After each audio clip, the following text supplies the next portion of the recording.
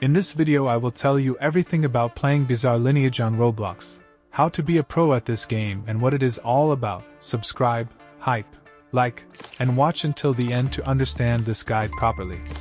Jumping into an RPG game on Roblox can feel pretty overwhelming at first, and Bizarre Lineage is no exception because the game is packed with both PvE and PvP content that can keep you grinding for weeks if you really get into it. So I'll tell you everything you need to know so you can start your adventure in Moriocho the right way and avoid a lot of beginner mistakes. First, let's quickly go over the controls because they are actually pretty simple and similar to other RPG or bandit beater style games on Roblox. And if you do not like the default setup, you can always change the keybinds in the settings menu whenever you want.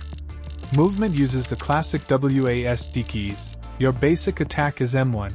Your heavy or critical attack is M2. You summon your stand with TB.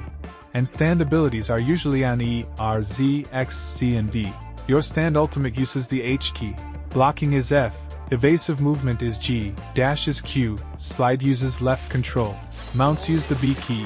Your hotbar items are on keys 1 through 9. And the pose emote uses the P key. Now let's talk about leveling and stats because this is one of the most important systems in the game. In Bizarre Lineage you level up by defeating enemies, completing quests, running raids, and participating in other activities around the map. Every time you gain a level you receive stat points that you can spend inside the character statistics menu. These points can be invested into several different stats depending on your build. Strength increases the damage of your physical attacks. Health increases your total maximum HP. Power increases your sub-ability damage and your maximum power resource. Weapon increases slash damage and overall weapon damage. Destructive power increases the physical attacks of your stand. Destructive energy increases the damage of your stand's special abilities. Choosing where to spend these stat points depends heavily on how you want to play the game. If you rely mostly on your stand abilities during fights, then you should focus on destructive power and destructive energy. If you prefer weapons or sub-abilities, then you should invest more into power and weapon. Health is extremely important as well, especially later in the game when bosses deal much more damage, so upgrading your HP early can help you survive tough encounters.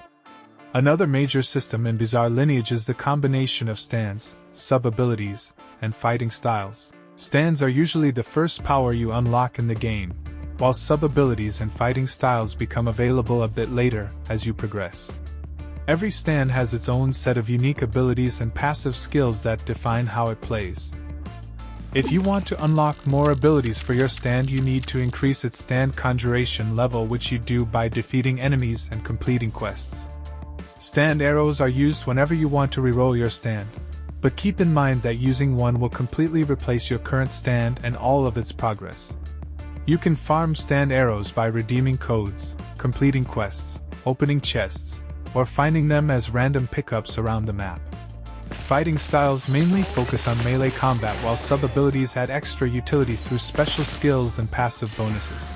Each sub-ability usually comes with 3 unique abilities that can support your main build.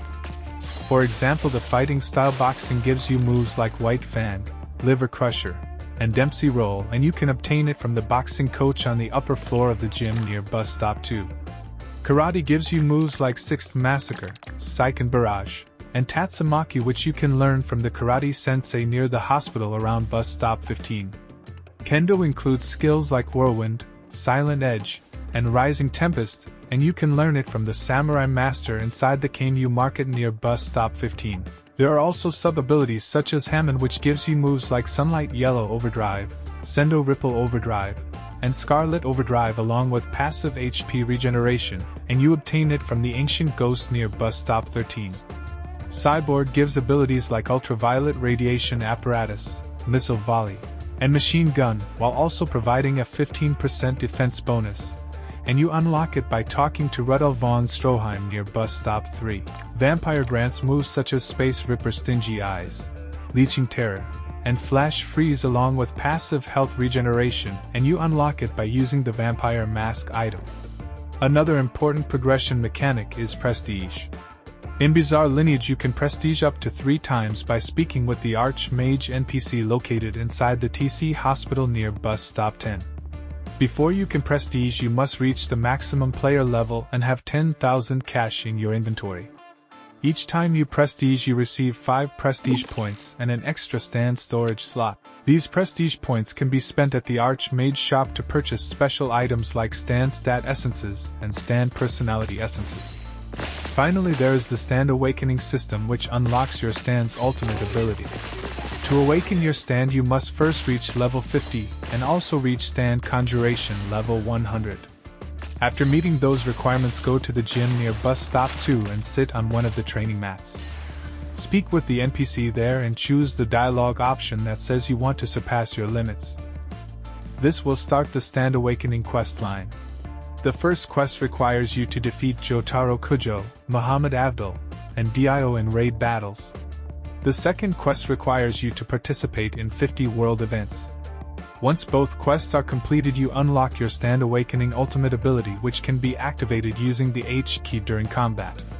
These ultimate abilities are extremely powerful, so it is definitely worth starting the grind for Stand Awakening as early as possible while you progress through Bizarre Lineage.